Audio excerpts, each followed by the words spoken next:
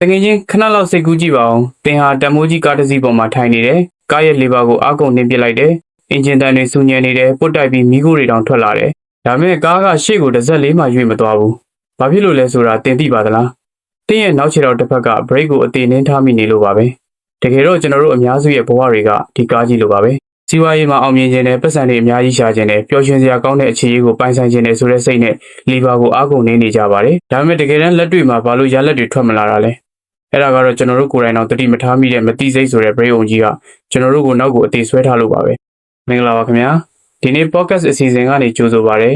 ဒီနေ့မှာတော့နာမည်ကျော်စာရေးဆရာမဂျန်ဆင်ဆယ်ရိုရေးသားထားတဲ့ You Are a Badass စာအုပ်ရဲ့အနှစ်သာရတွေကိုတကယ်ကိုအသေးစိတ်ကြကြတင်ဆက်ပေးသွားမှာပါ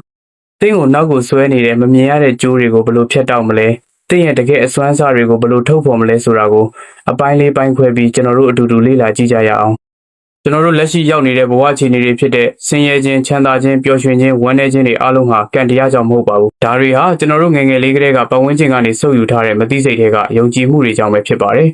ဒီမသိစိတ်ကကျွန်တော်တို့ရဲ့ဆုံးဖြတ်ချက်တွေအပြုအမူတွေအလုံးကိုမမြင်ရတဲ့နောက်ွယ်ကနေကြိုးကင်ချဲလဲနေတာပါဒါကိုသတိမပြုမိရင်ဘလောက်ပဲအပြင်ပန်းကစူးစမ်းနေပါစေရေစုံကိုဆန်တက်နေရတယ်လို့ပင်ပန်းနေမှာပဲဖြစ်ပါတယ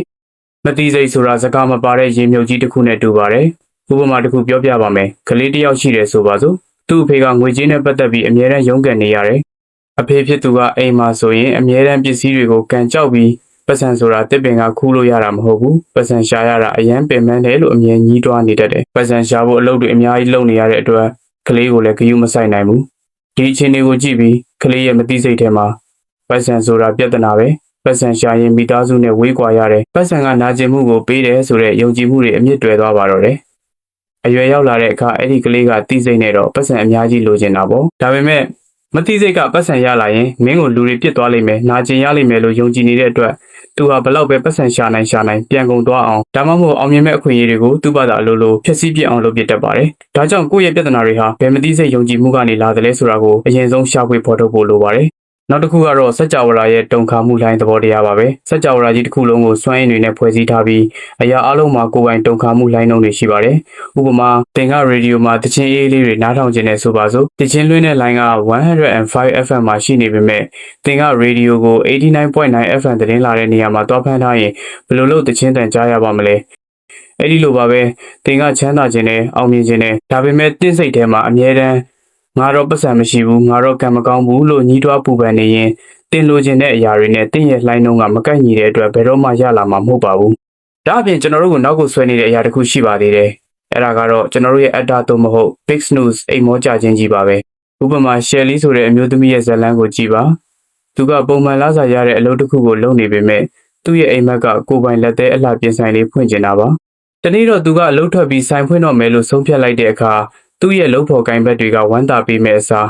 နင်းကကလေးနှစ်ယောက်နဲ့အိမ်လာခတွေနဲ့လေစီးပွားရေးကမကောင်းရတဲ့အထဲနင်းဆိုင်လေးမအောင်မြင်ဘယ်လိုလုပ်မလဲဆိုပြီးဝိုင်းချောက်ကြပါတော့တယ်ဒီလိုလုပ်ဖို့ကိုင်ဘက်တွေရဲ့အပြုတ်မှုကိုကနန်းသဘောတရားလို့ခေါ်ပါတယ်ခွက်တစ်ခုထဲမှာကနန်းတွေထည့်ထားရင်တကောင်ကအပြင်ကိုထွက်ဖို့ကြိုးစားတိုင်းကြံတဲ့အကောင်တွေကလိုက်ဆွဲချတတ်ကြပါတယ်လူတွေကလည်းကိုယ်တိုင်မလုပ်ရတဲ့အရာတွေကိုတခြားသူတယောက်ကလုပ်ဖို့ကြိုးစားလာရင်သူတို့ရဲ့မလုံခြုံမှုတွေကြောင့်တင့်ကိုပါနောက်ကိုလိုက်ဆွဲချတတ်ကြပါတယ်ဒါကြောင့်တင့်ကိုအားပေးမဲ့သူတွေနဲ့ပဲပေါင်းသိမ်းပြီးတင့်ရဲ့ ego ကလုံးမဲ့တားဆီးမှုတွေကိုရဲရဲဝံ့ဝံ့ရင်ဆိုင်ရပါမယ်တကယ်ချင်းစဉ်းစားကြည့်ပါတင်းကနေတိုင်းမှန်ရှိမှရက်ပြီးကိုဘယ်လိုစကားတွေပြောနေမိသလဲ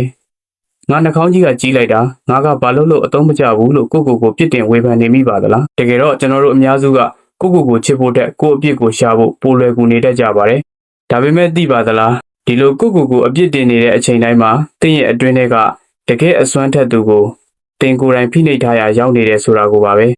ဲမိမိကိုချစ်ခြင်းဟာပျော်ရွှင်မှုအားလုံးရဲ့အမြင့်မြတ်ဆုံးသောလျှို့ဝှက်ချက်ဖြစ်ပါတယ်ကျွန်တော်တို့ကမွေးလာကလေးကပြီးပြည့်စုံတဲ့သူတွေပါဒါပေမဲ့ကြီးပြင်းလာတာနဲ့အမျှပတ်ဝန်းကျင်ရဲ့စံနှုန်းတွေဝေဖန်မှုတွေကြောင့်ကိုအပြစ်ရှာတတ်လာကြပါတယ်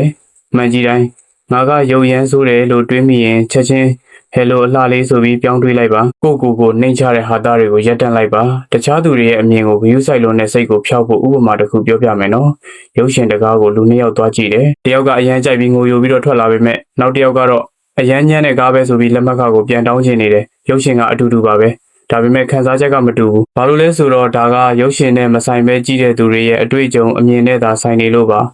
အဲ့ဒီလိုပါပဲတခြားသူတွေတင့်အပေါ်မြင်တဲ့အမြင်ဆိုတာတင့်အကြောင်းမဟုတ်ပါဘူးသူတို့အကြောင်းသူတို့ရဲ့အတွေ့အကြုံအမြင်သက်သက်သာဖြစ်ပါတယ်ကိုယ့်ရဲ့တကယ်ရည်ရွယ်ချက်ကိုရှာဖွေဖို့ဆိုရင်တင်ဟာအာကာသတွေကနေရုတ်တရက်တင့်ခန္ဓာကိုယ်တွေကိုဝင်လာတဲ့ဂျိုသားတစ်ယောက်လိုမြင်အောင်ကြည့်ပါဒီလူကဘာတွေလုပ်ရတာကိုအပြောဆုံးလဲဘာအခွင့်အရေးတွေရှိနေတယ်လဲဆိုတာကိုအတစ်တဖန်ပြန်လေ့လာကြည့်ပါ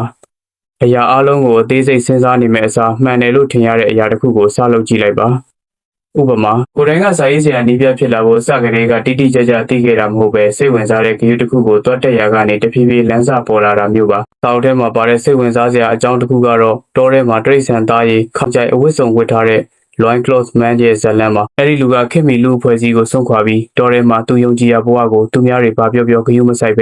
လွတ်လပ်စွာရှင်သန်နေတဲ့သူပါ။ကျွန်တော်တို့လည်းသူ့လိုမျိုးတောထဲသွားနေကြမလို့ပါဘူး။ဒါပေမဲ့တင်းရဲ့တကယ်စစ်မှန်တဲ့ကိုရီကိုသွေးကိုလွတ်လပ်စွာထုတ်ဖော်ပြသဖို့တော့တတ်သိရှိရပါမယ်။ဘာလို့တချို့လူတွေကဘာလို့အောင်မြင်နေပြီးတချို့ကြတော့ဘာလို့ကြာရှုံးမှုမှာနေမိုးနေတာလဲ။တကယ်တော့ကျွန်တော်တို့ဟာတီးခြားခွဲထွက်နေတဲ့သူတွေမဟုတ်ပဲစัจ java လာရဲ့အေယာမစွမ်းရင်ပင်လယ်ကြီးတွေကအစိပ်ပိုင်းတစ်ခုဖြစ်ပါတယ်။ဒါကိုနားလည်ဖို့လျှက်စစ်မီကိုပဲကြည့်ပါ။အိမ်မှာမီးလင်းဖို့အတွက်ကိုယ်တိုင်လျှက်စစ်အားထုတ်နေစရာမလိုပါဘူး။မီးစက်ကြီးနဲ့ချိတ်ဆက်ထားတဲ့ပလက်ပေါက်မှာထိုးလိုက်ရုံပါပဲ။ထိုနည်းတူစွာပဲအောင်မြင်မှုတွေကိုအပြင်မှာလိုက်ရှာနေစရာမလိုပဲကိုယ့်ရဲ့စိတ်နေစိတ်ထားကိုစัจ java လာရဲ့ကောင်းခြင်းလိုင်းနဲ့တူညီအောင်ချိန်ညှိလိုက်ရုံပါပဲဒီလိုချိတ်ဆက်နိုင်ဖို့အကောင်းဆုံးနည်းလမ်းကတော့တရားထိုင်ခြင်းပါပဲနာမည်ကျော်ရေဒီယိုတင်ဆက်သူ Howard Stern ဆိုရင်အလုတ်ခွင်မှာအရန်ကိုစိတ်ဖိစီးမှုများပြီးဒေါသကြီးတဲ့သူပါဒါပေမဲ့တရားထိုင်ခြင်းကိုစလုပ်လိုက်တဲ့အခါသူ့ရဲ့စိတ်ကတည်ငြိမ်သွားပြီးဖန်တီးမှုစွမ်းအားတွေတိုးလာခဲ့တယ်လို့ဆိုပါတယ်ချွန်းနေနောက်နေတဲ့ရေခွက်ကိုကြည်လင်အောင်လုပ်ဖို့တခုတည်းသောနည်းလမ်းကဘာမှမလုပ်ပဲငြိမ်ငြိမ်လေးထားလိုက်ဖို့ပါပဲတရားထိုင်နေဆိုတာလည်းအဲ့ဒီလိုပါပဲတင့်ရဲ့အုံနောက်ကတင့်ကိုအမြဲတမ်း6လက်နေတတ်တဲ့မြင်းရိုင်းတစ်ကောင်လိုပါပဲသူ့ကိုတင်ကပြန်ပြီးထိန်းချောင်းရပါမယ်မင်းသားကြီးဂျင်ဂယ်ရီရဲ့ဇလန်ကအရန်နာမည်ကြီးပါတယ်သူမအောင်မြင်ခင်ပတ်စံမရှိခင်ကတည်းကသူ့ကိုယ်သူတရုတ်ဆောင်ကဒေါ်လာ10တန်းဆိုပြီးချက်လက်မှတ်တစ်ခုရေးထားခဲ့တယ်သူက